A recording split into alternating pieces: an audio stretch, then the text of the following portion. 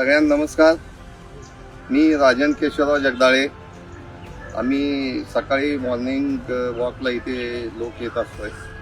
आत्ता प्रकाश नाईक नवरे साहेब प्रभाग क्रमांक 14 मधून कोल्हापूर महानगरपालिकेच्या निवडणुकीसाठी उभे आहेत. ते आपणाला भेटण्यासाठी आलेले आहेत.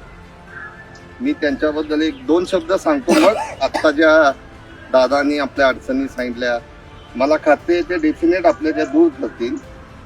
नाईक नवरे साहेब हे 4 वेळा निवडून आलेले आहेत कॉर्पोरेशनसाठी. प्रशासनाकडून कसं काम करून घ्यायचं हे त्यांचा हातखंडा आहे.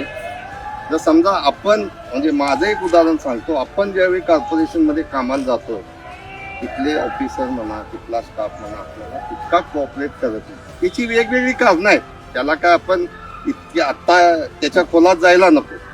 त्यामुळं कॉर्पोरेशनमधली कामं कशी करणे, निधी आणणे कसा, निधीचं योग्य वाटप कसं करणं याची जाण नाईक नवरे साहेबांना आहे.